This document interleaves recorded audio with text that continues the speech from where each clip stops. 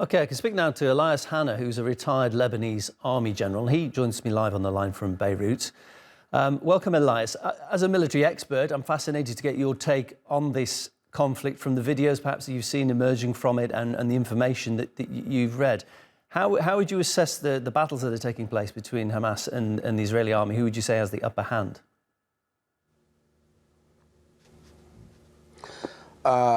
There is a French philosopher who said in the 21st century, the image is the message.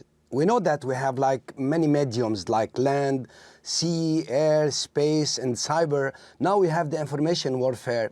However, the videos that are released by Hamas are totally different from the Israeli army because, I mean, both parties, they fight different kind of warfare, different characteristics of warfare. The Israeli army, they seek for decisive battle, so they need to see, the enemy. But Hamas deny them this, opportunity because they are fighting in a very guerrilla warfare.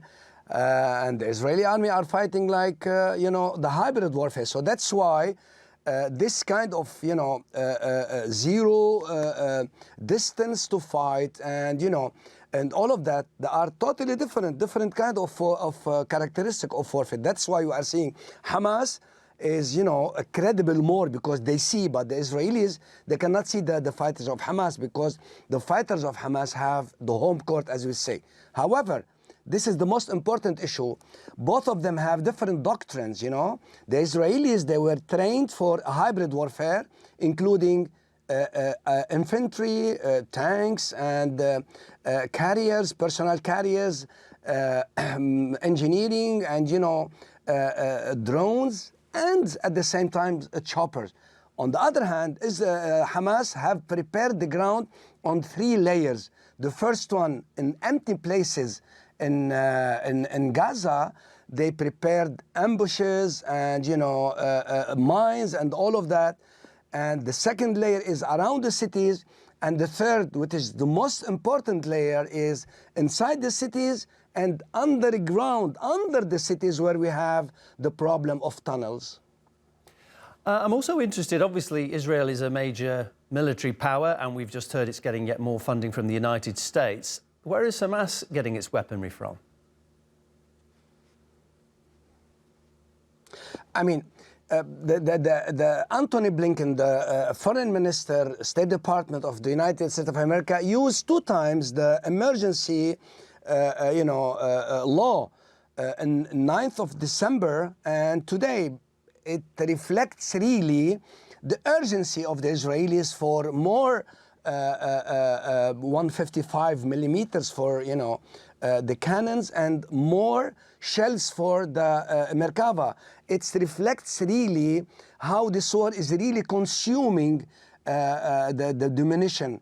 The IDF is taking all of that, most of this from the reserve that is really, pre-positioned reserve that are really stationed in Israel. They open up the doors and they say you can take whatever, and then later we can go and for administrative work. So that's why they are really speeding up all of that.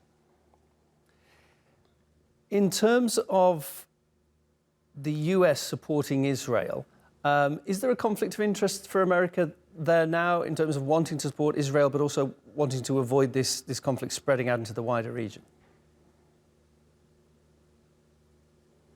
Yes, the United States of America, they have like a regional grand strategy where Israel is a part of it.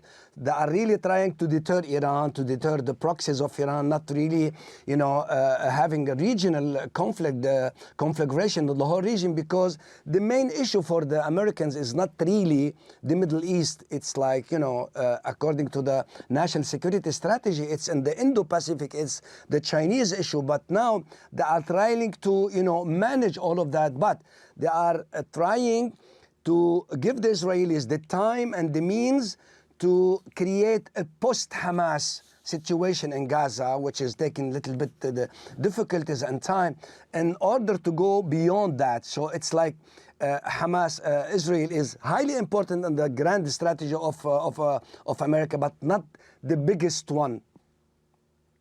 Appreciate your time and your expertise. My guest is Elias Hanna, retired Lebanese Army General. Thank you.